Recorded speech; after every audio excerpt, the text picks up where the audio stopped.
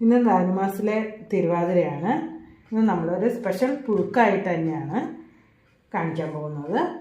ഇന്ന് നമുക്ക് പുഴുക്ക് എങ്ങനെ ഉണ്ടാക്കുന്നത്, എന്തൊക്കെ വേണ്ടേ എന്ന് നമുക്ക് നോക്കാം. നമ്മൾ കുറച്ച് പച്ചക്കറിയൊക്കെ ഇവിടെ നിരത്തി വെച്ചിട്ടുണ്ട്. എന്തൊക്കെയാണെന്ന് നോക്കാം.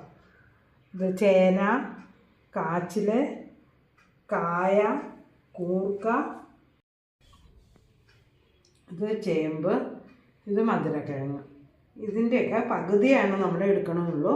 ഇതൊക്കെ അരിഞ്ഞിട്ട് കാണിച്ചു തരാം. നമ്മുടെ ഈ കഷ്ണമൊക്കെ അരിഞ്ഞ് വെച്ചിട്ടുണ്ട്. ഇനി ഈ കഷ്ണമൊക്കെ ഈ കുക്കറിലേക്ക് ഇട്ട് വേവിക്കാം.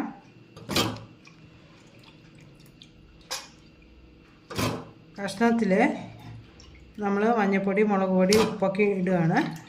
എന്നിട്ട് അടച്ച് വെച്ചിട്ട് ഒരു 10 മിനിറ്റ് നല്ലോണം വേവിക്കുക.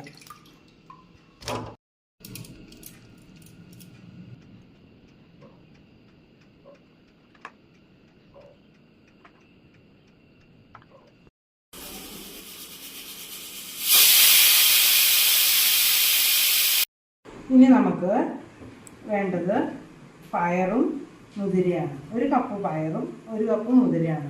ഇത് നമുക്ക് കഷ്ണം വെന്തതിന് ശേഷം ഇത് കൂടി ഇട്ടിട്ട് വേവിക്കണം. ഒരു 2-3 വിസിലിട്ട് അടുപ്പിക്കുക. നല്ലോണം വെന്ത് കഴിഞ്ഞിട്ടാണ് ഇതിടാൻ പാടുള്ളൂ കേട്ടോ. ഇനി നമുക്ക് വേണ്ടത് നാളികേരമാണ്. 2 നാളികേരമാണ് എടുത്തിട്ടുള്ളത്. കുറച്ച് ജീരകവും കുറച്ച് ഉള്ളിയും. ഇത് നമ്മൾ ഇവിടെ എല്ലാവരും കൂടി കൂടുന്നത്. ഞങ്ങളൊരു വലിയ ഫാമിലിയാണ് ഇവിടെ ഒരു കോമ്പൗണ്ടിൽ. അപ്പോൾ ഞങ്ങളെല്ലാവരും കൂടി ഈ തിരുവാതിര കൂടും. അതിനാണ് ഞങ്ങൾ ഇത്തിരി കൂടുതൽ ഉണ്ടാക്കുന്നത്. നിങ്ങൾക്ക് ആവശ്യമുണ്ടെങ്കിൽ കൂടുതലെടുക്കാം, അല്ലെങ്കിൽ കുറച്ചെടുക്കാം കേട്ടോ. ഇനി നമ്മുടെ ഈ മുതിരയും പയറും കൂടി വേവിക്കാൻ പോകണേ.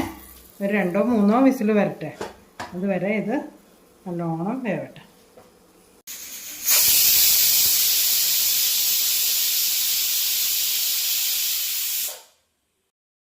വേവിച്ച കഷ്ണങ്ങളൊക്കെ ഉരുളിയിലേക്ക് ഇട്ടിട്ടുണ്ട്. അതുകൂടാതെ അതേ ഇപ്പം നമ്മൾ ഈ അരപ്പൊക്കെ ചേർക്കുവാണ്.